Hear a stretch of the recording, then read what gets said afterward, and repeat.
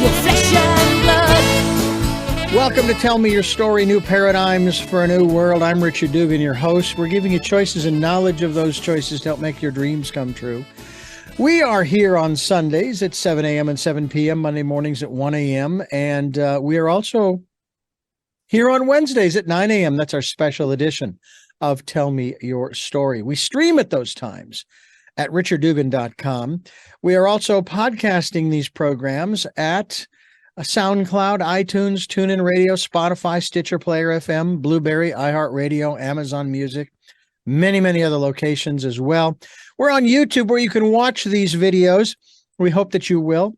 And also subscribe, or at the very least, click the notification so that when a new conversation is posted, you will have access to that and be able to listen to it and share it with others as well. And I hope you will, especially with this program today. It's very interesting, and I think you're going to find it not only interesting, it's heartwarming as well. It's tragic, and there's you could not have written a movie with all of the elements in this one, and we're going to talk about that with our very special guest. But I want to remind you also to spend some time going within and listening to that still small voice during the decade of perfect vision. Just go into that quiet, still, calm, peaceful place. We'll find out about what role that played in our guest's life, as well as her life was literally turned upside down. And also a reminder that if you'd like to support the work we're doing, we have a PayPal account. It's there for your security as well as ours.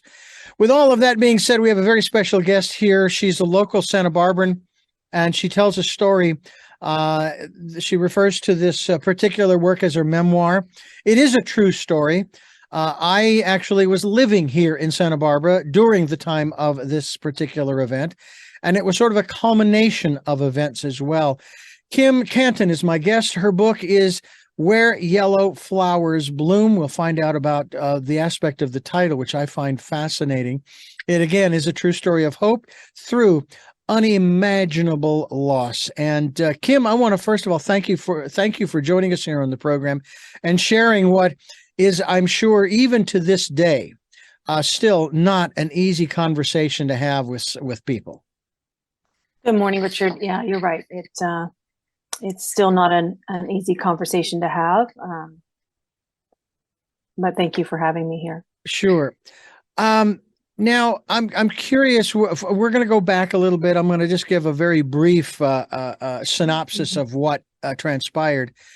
On the 10th of December of 2017, there was a fire that started what I thought was way off to the east, not going to bother us in the least. We're good. And yet we have a gentleman by the name of Mike Williams. He is our Mike in the Morning host every Monday through Friday here on AM 1290 and FM 96.9. And he shared with me shortly after the fire started, he says, oh, no, it's coming all the way. The scenario is just too ripe, if you will. And that's exactly what it did. It came all the way across the mountain range. Ojai was affected and many other communities, and it burned all the way to the burn scars of what was then the Zaka fire. There was another one as well. I can't recall the name of it. Anyway, and it just burned everything to the ground for a week or two, maybe more. But that wasn't the significant aspect of this. It was then the torrential rains, if you want to call it that, a massive, massive downpour that was actually predicted several days earlier. And in that downpour, it generated a mudslide above the mountains of Montecito and other parts in that area, Carpinteria. I don't know if Summerlin was hit at all. But it was so devastating to the extent that we lost 23 lives. And of those lives, 2 of them were your husband and your son. Mm-hmm. Yeah. Now, certainly I'm going to have you tell the story about how that all transpired that early morning. And again, as I said before, I remember that day, the 9th of January, 2018. I couldn't believe what I was hearing. I couldn't believe what I was seeing as far as the video. And I mean, it was just astounding that more people didn't lose their lives. I mean, that's, I would have to say, rather miraculous. In your case, we're talking about 3:30. I don't remember what day it was, but it was the 9th of January. And obviously everybody's sleeping, but everybody's a little bit, on edge, knowing that there's the potential for something pretty catastrophic to happen. And that's exactly what happened. Give us your rendition from the time you were awakened by something rather loud. Sure. So it was, I think, probably around 3:15, 3:30 in the morning, and my husband and I were woken by heavy rain, and we had the car staged outside, ready to go. We had sandbags in case, and we had a hotel reservation. If it got heavy, we were just staged just to get out and be safe. And so we got up. My husband went to look on around the house, and we told the kids, "Get your clothes on. We're going." And tragically, we didn't make it out in time.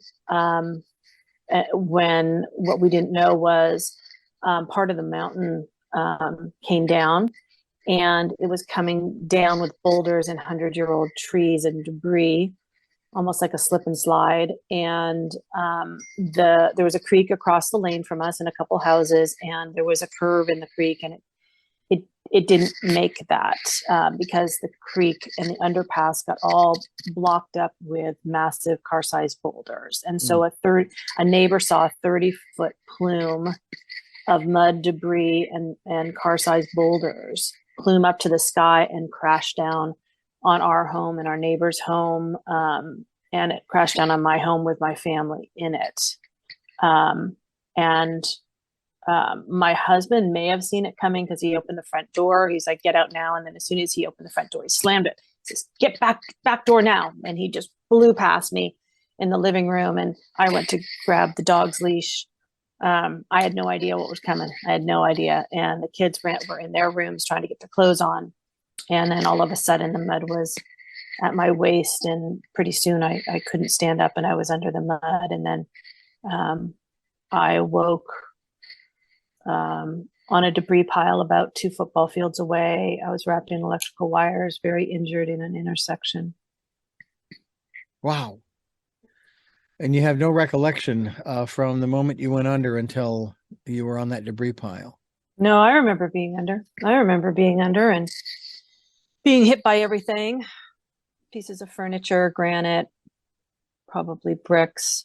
And I remember I was goofy. I opened my eyes and I was talking to God. And I said, "If you want me to die right now, I will, but show me the light." And so I opened my eyes, but I opened my eyes in the mud and debris. So what that was doing is scratching on my cornea. And then I must have probably got a traumatic brain injury. Like I got hit in the head. And then I remember taking my last breath and it was mud, not air. It was like, ugh, and it was just mud filling me up. And I just thought at that point I was done. And how long was it before someone came along and got you out of that tangle, or did you get yourself out? I don't really know, but I would guess, here's my guess. The mudslide hit, I think about 3:45, maybe. It was traveling at 30 miles an hour, I think. I think because it was dark when I kind of came to on the debris pile and my head was facing down and my feet were facing up on the debris pile, probably a 30 to 40 degree angle, which probably saved my life. It probably drained my lungs. I think I was there a couple hours and maybe by I know I was in the hospital at 8:30 in the morning. So maybe they got me at 7 or 6:30. So I think I was there unconscious for a while. And then I came to, and then I just yelled and no one was there. And it was like Armageddon in a war zone. And so I just kind of tried to calm myself, When you were, as you've described it, talking to God, what else was going through your mind at that time in terms of your faith? Because I know that there are those who will say, how could God let this happen? Mhm. And yet you're turning to him saying, wait a minute, look, you want me out? I'll go. Just show me the light, just tell me which way to go. What about your faith before and then after this horrific event took place? Hmm. Good question. I always was a person of faith, and believed in a higher power. I'm Christian, and I was a Sunday school teacher at the church up the street from us in Montecito for the middle schoolers. And so I've always had a faith, for sure. And I think that's what saved me is before the mud was like at my waist, I remember going, I said, I'm going to die tonight, because it was just so astonishing what was going on, seeing furniture from different parts of my house floating toward me. Right. And I just said, Jesus, save me. And so I went to my faith. Interesting. In the moment where I thought I was going to die, I went straight to my faith, and then I just surrendered. And I'm a type A person, so for me to surrender is a big deal. It's not common. And I think that saved my life to ragdoll. It's kind of like drunks in a car accident. Sometimes they make it out okay because they're so limber. Mm-hmm. I think I didn't fight anything. And so my body, I think, found paths of least resistance as I flowed out. So how do I feel about my faith now? That was a very complex, right? Because I knew I was this profound gratefulness that I had and my daughter had survived the unimaginable. And when you look at the car-sized boulders, 1,000 of them on my property, and the live electrical wires and everything that could have killed me or my daughter, I realized it was a true miracle that we were alive. Absolutely. She had a pocket of air buried alive in front of her face, not her kneecap, not her lower back, but the pocket of air was by her face, and had a little hole the size of a straw out to the outside that enabled her to live. So in the hospital, when I was finding out everything that had happened, I was profoundly grateful that my life had been spared, and my daughter's. And I was tragically sad my husband's wasn't. But I don't think he did it. Yeah, so I still have a strong faith. I think I'm just grateful for, there's a reason. I think there's no coincidences in life, and there's a reason maybe Dave and Jack graduated. They maybe did what they needed to do on earth, and they're in pure joy, and maybe there's more for my daughter and I to do. Kim Cantin is my guest. Where Yellow Flowers Bloom is the book we're talking about, the true story, in 2018, January. And we're going to continue that conversation here on Tell Me Your Story. I'm Richard Dugan, your host, and it is really a pleasure.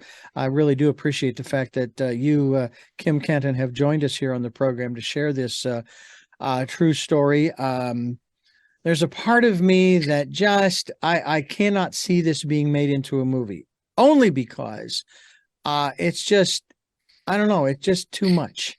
It's almost too much for anyone to bear. And I still am astounded not only by the Thomas fire that perpetuated or sort of set the wheels in motion in that regard, let alone the debris flow that took place on that early morning, January 9th of 2018. Now, you and we have now lived through a rather tumultuous, rain-soaked 5 or 6 months since November of 2022. Mm-hmm. Yeah.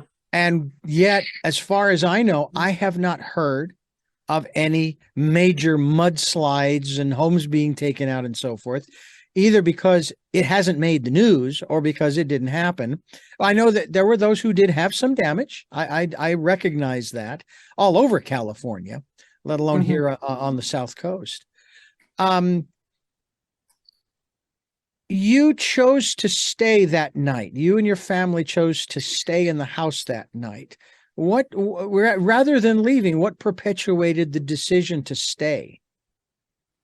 Following the directions of Aware and Beware. So we had evacuated, I think, 3 or 4 times during the Thomas fire. And when that happened, they set up a nice system that on your phone, you could sign up, called Aware and Beware, and it would go to your phone and it would go to your email. And so we had followed the advice during that. We had evacuated. We went down to Thousand Oaks, and so, you know, we knew some rain was coming. We got the sandbags at the house. My husband had cleared out the French drain and the back line to make sure water could flow smoothly. And we were watching what the advisory said, and we were not in the mandatory evacuation. And so we just said, you know, okay, you know, let's just keep understanding, you know, what the situation is. And I did make a hotel room reservation, and I told my husband, hey, if it gets heavy, let's just have the car staged and get out of Dodge. And that was our plan. So, you know, my learning is don't rely on that stuff so much. You know, if there's any chance, close by, in the vicinity, on the horizon, get out of Dodge. Well, I know that the program Community Alert that's been on this station for 16 years. Community Alert, not if, but when disaster strikes. And obviously aware and prepare. Definitely, they tell you, and this is a message that really rings home for my wife and I, because the only time in the 17 years we have lived up on San Marcos Pass, the 154 at the summit, we've been through, as you know, numerous fires. I mean, 10 or 15. But only one, and it just so happens it was the 2017 Whittier fire. And yet we had gone through Zaca and T and Jesusita, and the list goes on, never having to be evacuated until the summer of 2017. And they were always telling us, especially on Community Alert, but other places, even if you don't get the word, if you feel, tell me about your feelings, that not only maternal instinct, but also just as an individual, that intuition, that still small voice screaming, maybe, get out now kind of thing. Didn't have it. I say again? Have it. I didn't have that. You didn't have that? My husband and I, we had pretty big jobs, and we were both working in our offices that day, and we were doing our work stuff, and you know, watching the news and watching the Aware and Beware, and went and got sandbags. But if I had any sense of what was going to happen, we would have been in Paris. We would have ran as far as we could away. And yet you said something really, really important. And that is that obviously the good Lord had something else in mind for you and your daughter. And I think it's beautiful that you can look at your husband and son and say, oh, they graduated. They finished the work that they were doing. My father, I just lost him the beginning of March of this year. My eldest sister a year ago at the end of March, and they graduated. They were finished, and so forth. That, I would take it, that is not a perspective, the whole graduation thing, that you grasped onto right away. That must have taken some time to get to. Yeah, sure. I mean, I was in desperate grief, and then through writing the book, it kind of came to more peaceful adaptation or integration. It's not acceptance, because acceptance implies it's okay, and it's still not okay. They're gone. But I had a priest who, I think in maybe Jack's or Dave's services, he talked on that they graduated, that they're in pure joy, and that really was helpful framing for me. Because I think they're in pure joy, and certainly miss them every single day. Absolutely. Absolutely. And of course, they were quite literally ripped from your life very fast indeed. You know, I still remember seeing the one video. A gentleman apparently was out in the street, and he pointed his camera and light up the road from where he was, and you could see the wave coming. And he Mhm. said, move, move, move. I mean, that's That all was I heard him Marco. say. That's Marco Farrell. Yeah, Yeah. he saw it coming. He was trying to help people. Wow. Just incredible what you and other folks who did survive have been through. Not only the event itself, but then the process of trying to figure out, okay, now what? I've got nothing. I have my daughter at least, but I have nothing. There's nothing in the spot where we were, a scant 24 hours ago. Now what? Yeah. When did you begin that journey, not only mentally but physically, in terms of saying, okay, now I got to figure out what to do next because I can't stay where I'm at, that kind of thing. Tell me a little bit about that process for you. Sure. Well, mine was complicated and complex because there were so many variables. One is I was very injured and I was in the hospital over 3 weeks. I couldn't move. I had to learn how to walk again, and I had multiple surgeries. So I was physically very injured. My daughter was in a different hospital. So that was complex. I was in shock and disbelief, hearing that half my family's gone and Jack was just missing. So I think I was just shock and disbelief at the beginning, but I was given, sedatives and painkiller because of my injuries. So I wasn't, and I was just so injured, and I had been hit in the head, and so I think I was just trying to get my bearings a little, and then I went into a rental home because I didn't have anything, and then I wanted to stabilize for my daughter. And then, so I think all of my grief and my process was very much delayed. It was very much compartmentalized because I had so much to do. Stabilize for my daughter, job number one, right? I wanted to be her mother and let her know I am her mother, and I'm going to still take care of her. She was very frightened. And job number two, look for Jack. It's time sensitive, could be hauled away, body decaying, time sensitive. And then going through the grief process with my husband, my dog, everything I lost. So it was extended, it was complicated. And then through COVID, when I started writing the book, that was really the start, I think, of my cathartic process, from the desperate grief to the reflective process and getting to more peaceful integration. Where Yellow Flowers Bloom, title of the book. It is a true story.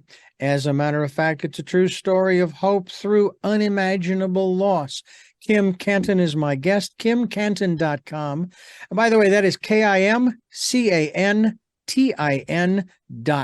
We certainly hope that you will avail yourselves. Go there, check out the book. It's available all over the place.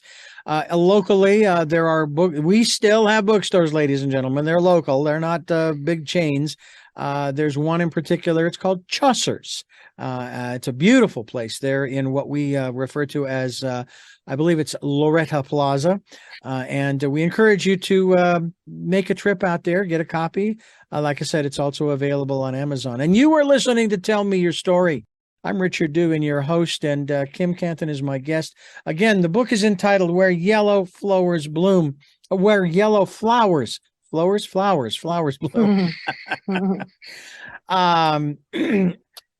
It is something that happened not just to you, but it happened to a community. We were actually, you and I and the rest of us here on this side of Montecito, we were cut off from the rest of the world for quite a number of days or a week or more, if I'm not mistaken, while they not only did their search, but also did clearing of the debris, getting the freeway open and so forth. How long was it after the event, the debris flow, that you found out about your husband? And then how long after that was it that you found out about your son? If I recall right, I very first, the next morning, I think first thing I was told about my dog. And I think what I found out later is they said that was a dress rehearsal because they knew more bad news may be coming and they wanted to know who I wanted in the room. My priest, the sister from the church, my parents. And then I think it was the day after that in the morning that they told me about Dave. He had been found, I think, about 8:30 that morning, but I think they wanted to go through the process of like proper identification. And I had been in surgery. And then Jack was just missing. So they'd come in and say, where do you think he was in the house? Because they're trying to logically figure it out. Did they have to clear out where the pool was? Could he have been in there, which became like quicksand? So he was just, they were searching just because I think it took them a while to find the last victim, a woman, maybe Aviola. She was a week or so after. Like it just, it was a 30 square mile area of debris. And you learned an awful lot about search and rescue and all that is entailed in a process that they went through. It took me 10 years to learn this process, only because I had no clue as to this process or who to call. When we moved here in 2006, in June, I looked to the north and I saw this tiny little puff of smoke. And I'm freaking out. I'm thinking, oh my God, where are we? Because I had no points of reference at that time. Of course, first of all, my wife, she looks out there. Hey, that is, I don't know if it's hundreds of miles away, but it's a long distance. I think it was up. I think it was a fire up by Cuyama, I believe it was. But anyway, and of course, as the years go by, and I experience one fire after another, and the Zaka fire the following year was really unbelievable. It took a month. And, and again, I saw that tiny little flicker of light way off into the distance, same direction as that first plume that I saw in 2006. And that was on a Sunday that I saw that. By the following Sunday, the flames had jumped multiple ridges and we went from a balcony view of the Zaka to almost a front row seat. Scary. But we were not evacuated. So I knew who to call. I knew what to do after, 5 or 6 years. And of course, I met Mike Williams, who is a part of the old San Marcos Volunteer Fire Department and Aware and Prepare and Wildland Residents Association. And I'm connected to all of these different people within search and rescue, within the first responders.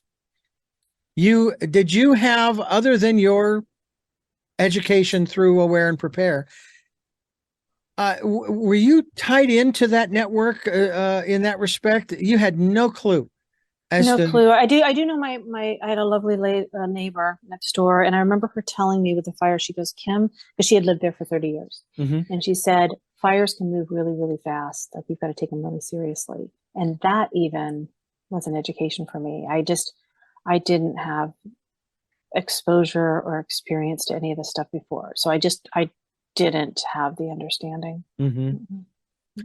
Well, I will tell you how important I think it is for us as individuals, let alone as a community, to set up a network, before these events happen. And yeah, you can set up a plan, but because you don't know how these events are going to affect your plan, the old saying about how we make plans and God laughs, Yeah. But by the same token, there's nothing wrong with making a plan, Yeah, he's going to laugh, but don't worry about it, because he still loves you. It's smart, right? It's smart. It is. It is. And so how long had you lived there in Montecito before this happened? 8 years. Only 8 years. Had you heard any of the stories of some of the previous events that had taken place No. in other parts of the city or county, for that matter, in terms of some of these horrific events? I heard about the tea fire, I think, and that was right before we had moved into town. And then someone talked about that, and they said that you could see on the hillside it was burned. I think our personal challenge was my husband and I, takes a couple incomes to live in town, and Yep. we were on the rat race and working really, really hard, and we had young kids. We really wanted to be engaged parents, and so we were busy. And so maybe we were busy. It just We kind didn't of get all that. it can get away from you. Yeah. Yeah. I would venture you are now connected to this particular network that we are talking about. I can tell you, my favorite people are the Montecito Fire Department, and I can tell you this January 9th, the 5-year anniversary of the tragedy where there was another evacuation warning coming for the town and heavy rain. 2 fire chiefs, one retired fire chief and the other, Kevin, who's just now retired, they both text me on a very busy day saying, are you going to be okay? And if you need anything, let me know. And so I am very connected and very, Wow. those people are, those fire folks are pretty darn special. Oh yeah. They literally do go where others fear to tread. Yeah, they're true heroes in this whole thing. Yeah, they are angels, to say the very least. And that's the one thing I love about first responders. They don't care what your politics is or how much you have in your bank account or what color your skin is or what belief system, philosophy you adhere to. They don't. It's irrelevant. You're a human being, and they're there to save life and then property. And that's the thing that I love most about the first responders, including those in the medical field, who, I mean, I have to admit, I can only imagine what the medical community here in the Santa Barbara area, the South Coast, we're looking at.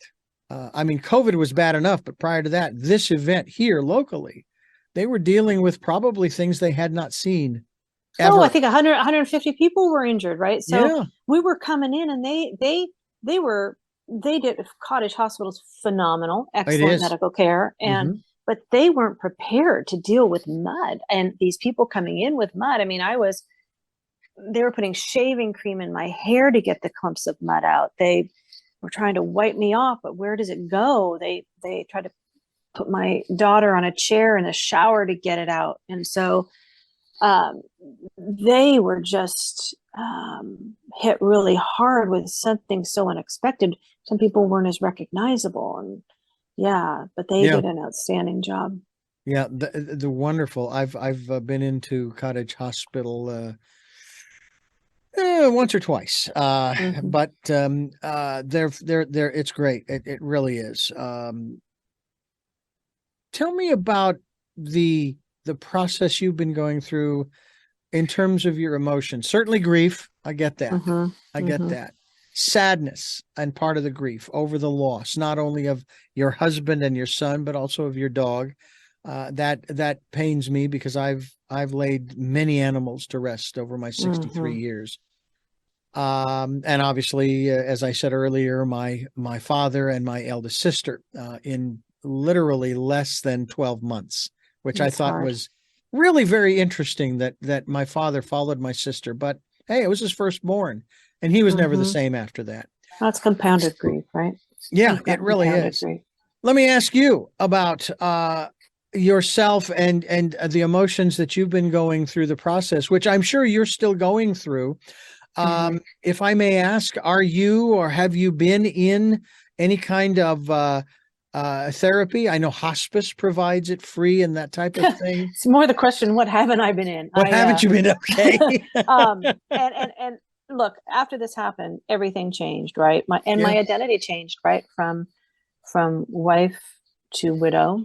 And one of the first things I said to my daughter was, we've never been through anything like this, honey.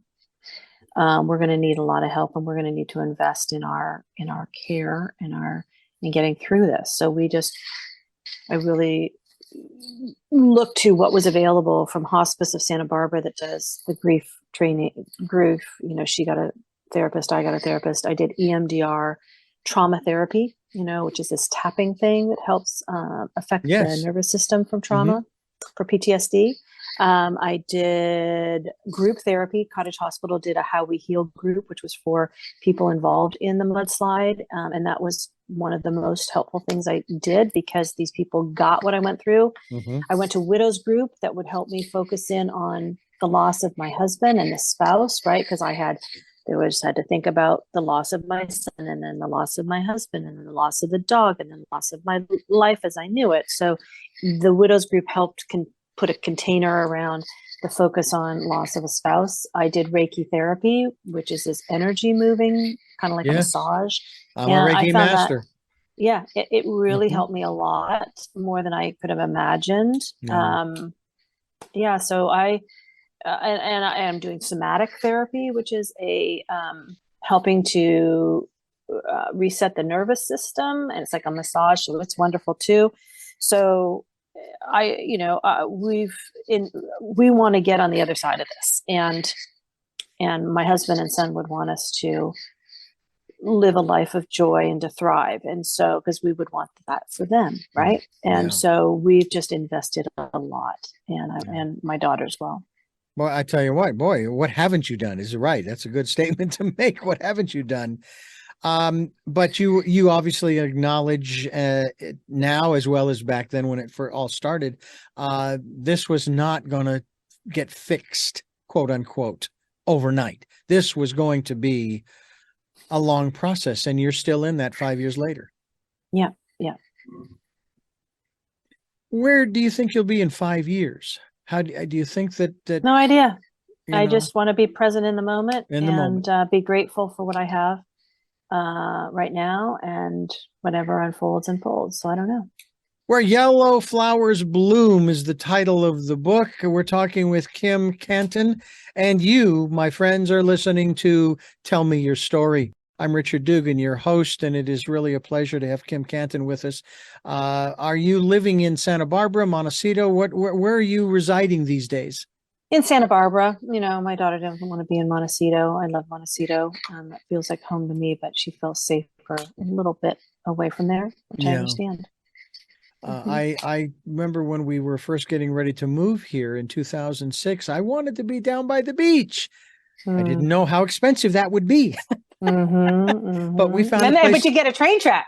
Exactly. You get a train area. By the way, I love the right, exactly. But I actually love the train. I love taking the train anywhere. I don't care where it's going, as long as it doesn't derail, please. But I have loved living here, maybe because of these different events that happen, because I know the network, because I know the people. And obviously you are now, as I said earlier, you're connected, into that first responder network. How has the community responded, not only to you and your daughter, but to the other, would you say 150 other people who were also injured and had taken to the hospital, as well as those who weren't, who survived and who have, I guess in the last 5 years, many people have rebuilt there in Montecito. So how have I been in touch with them? Have you been in touch with them? And then again, sure. I mean, look, I was out searching for 3 years. Yeah. And I got to meet everyone. Montecito used to have hedges and people like their privacy. And what happened through this is the hedges went away and fences went down, and we all met one another and wanted to care for one another. So I've gotten to know so many fabulous people, and I'm glad I know them. And we all support one another. One of the survivors said she moved back to Montecito because people get her there, right? They get her grief.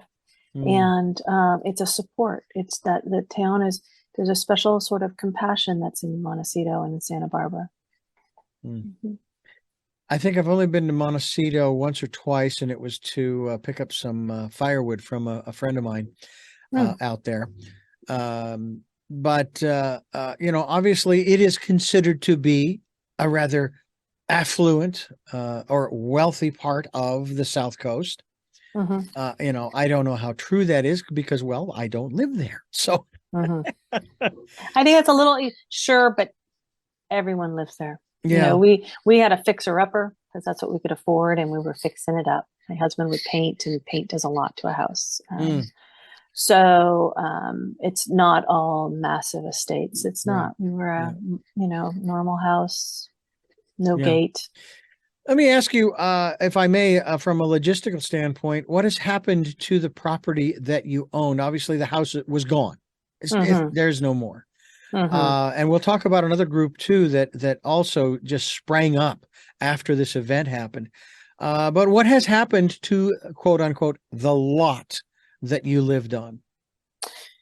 Well, I still own it. As a gift, I put hedges up. I've tidied it up. I get it weed whacked when it needs it. And I'm listening to my heart of when I'm ready to do something with it. A lot of people have offered to buy it. They're increasing in value tremendously. It was the proximity to Upper Village and Lower Village, where you could walk everywhere and walk to school, to elementary school, and walk to the church up the street and hear the church bells was wonderful.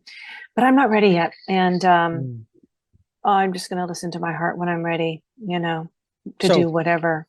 Right now, so it's essentially if you will, a vacant lot. There's no structure on it, and yet you said you've got some hedges up as well, and boulders. Yeah. I've got about 1,000 boulders. Oh, they're still there. You left them they're there. tucked. Well, yeah, they're tucked in a corner. At some point, I'll probably find they're pretty valuable. And boulders, car side boulders, worth a lot of money. So I'll figure that one out at some point. What I do with it. I'm curious too. Because we usually don't get into someone else's story. It's usually up to them to tell their story. If I may ask, how is your daughter doing these days? I would assume she's been doing all of the other therapeutic things that you've been doing to try to move forward. And again, I love the word you use. We use it on this program all the time. And thrive. Yeah, she's the strongest person I know. And she's doing it. She's investing in her healing, and she's a university student, and she's navigating the grief. She's doing the human experience, and I'm so proud of her. There's no one I love more. That's wonderful. Well, folks, I haven't forgotten, and I will address it here in just a moment, but we're talking with Kim Cantin. Her book, memoir, if you will, of this incredible, unbelievable situation, Where Yellow Flowers Bloom, and you're listening to Tell Me Your Story. I'm Richard Dugan, your host, with Kim Cantin, and her book, Where Yellow Flowers Bloom. And when I read the title, I'm going, okay, we've got yellow flowers all over the place right now, Kim. I mean, with all the rains that we've had, they're everywhere, along with the lupin. Matter of fact, I've been trimming the weeds up on the property where we rent. And my wife has asked me if I can, to trim the weeds around the lupin. So there's this very large area, big circular area just off on this hillside under an oak tree. And I said, okay, here's what I'm going to do. I'm going to knock the weeds down around this big circle, and I'll leave the lupin until they die, and then I'll trim the rest of the stuff down. Because it's just so beautiful. I bet there are yellow flowers and there are orange poppies. And I think there's another one, hasn't come out yet, called the Sticky Monkey. I don't know how it got that name, but anyway, all kinds of beautiful things. But in this case, we're talking about yellow flowers and where yellow flowers bloom. Let's talk a little bit about that, because I think that's really significant, including a comment that was made to you about those yellow flowers and your response to it. So tell us how this title was born, if you will. Sure. So I'll credit my daughter for it. We were talking about it, and she knew everything that had transpired. And if you think of the debris and the mud that ended up in debris piles, it included the toxins from everyone's home as the homes were being obliterated. The paint in the garage, the pesticides, the insulation, the whatever. So what the university professor said was that soil was toxic soup. People who had ingested it, some people even got poison ivy in their GI tract. I mean, it was just unbelievable. They got very sick, staff and all the really bad bacteria. And so she's like, it's arsenic and nothing should grow there. And on the pile that we found, what we believe are some of Jack's remains, it was graced with beautiful yellow flowers. And some students working with the professor were really kind and clipped some of these beautiful yellow flowers, and they brought them to my house in a little vase. And they said, life found a way, and they had recovered some bone. And I said, no, love found a way. That would have been a good title too. Yeah. But you know what? Yellow flowers bloom, my daughter helped me with. That's really a good metaphor, right? It's a metaphor for all of us to look for the good when maybe there shouldn't be any. Yeah. Maybe you'll see it, right? Look for the good. So let me ask you, what have you seen of the good?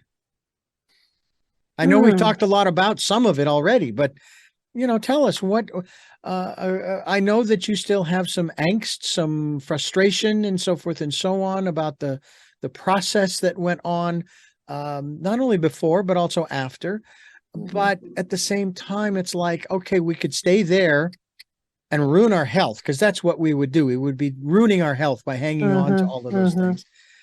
And when working at the Christian radio station, they were always looking for the devil. And I used to say, if you're looking for the devil under every rock, you're going to find him. But if you're looking for God, you're looking for the good under every rock, guess what? You're going to find it. What have you found? I found I'm more, the gifts I think I've gotten I'm more present in the moment. I now have such a strong comparator of bad and sadness and grief and the lowest of the lows, that now, in contrast, things that I might have thought, oh, that's lovely, are just absolutely lovely. So I have, because of the contrast, some of the simple things in life bring me tremendous joy. If it's rubbing my puppy's tummy because he wants it rubbed before he goes to bed, right? There's joy in that. Whereas before I just do it, okay, I'll rub your tummy, go to bed. Now there's like, he's wanting some connection, and there's joy in that. And just the simple things. When my roses in the spring start to bloom, there's joy in that. Reconnecting with friends and being with people that I enjoy, there's joy in that. So it's being more present in the moment, and that's a gift, right? I think it also can, you can also incorporate the word you used earlier, to thrive. That's what look, if the tables were turned and my daughter and I were in heaven and Dave and Jack were here, we loved each other so much. I would want them to thrive, whatever that looked like. Whatever that looked like, I'd want them to be happy. Well, I am, first of all, very grateful for you sharing your story. As I said earlier, I know that it doesn't necessarily get easier as the more you share it. But one of the things I do know, because this program for me is my therapy. So I know that you're talking about this is therapeutic for you as well. Sure. It's part of my healing. Yeah. So thank you. I want to ask you 3 final questions that I ask all of my guests. Before I do that, though, I want to thank you for listening to and watching Tell Me Your Story, New Paradigms for a New World, where we're giving you choices and knowledge of those choices to help make your dreams come true. We are here on Sundays at 7 a.m. and 7 p.m. We're here on Mondays at 1 a.m. and Wednesdays at 9 a.m. That's our special edition of Tell Me Your Story. We stream live at those times at richarddugan.com. And we are also podcasting on SoundCloud, iTunes, TuneIn Radio, Spotify, Stitcher, Player FM, Blueberry, iHeartRadio, Amazon Music, and many other locations, many other places on the net. And we're also on YouTube. That's right. You can watch these interviews. And speaking of watching, I've got to do a side here. Kim, what is the picture behind you? It is a Matt Draper picture of the mother of a whale. I have in the other room, I have the image of the baby humpback, and this is called Fluke. It's taken in New Zealand by Matt Draper, and it's the mom. I'm always curious about the background of why a picture is in the frame as opposed to, and sometimes the book is in the frame and this and that and the other. Mhm. It's always intriguing to me in that regard. So that's why I asked. To finish up my remarks, also, if you'd like to help support this program, we have a PayPal account. It's there for your security as well as ours. And if when you go to send support to us, they'll ask you for an email address to whom to send that to, and it is richard@richarddugan.com. That's richard@richarddugan.com. We also want you to spend time, and Kim, I'm sure you've spent an inordinate amount of time in that still, quiet, peaceful, calm place, listening to, if nothing else, just the sounds around you, hopefully in nature, that still small voice. Am I accurate in that? Mm, Not so much. It's been a busy 5 years. When you got to re-get everything in your house, if you don't have a needle and thread, you don't have a dish, you don't have dresser drawers, you don't have a passport, you don't have ID. It's been a pretty busy 5 years. Yeah. Well, we are so grateful for your giving us so much time. So we'll get to those three final questions. And again, we thank you so much for sharing with us here on the program and giving us so much time. The first of those three questions is, who is Kim Cantin?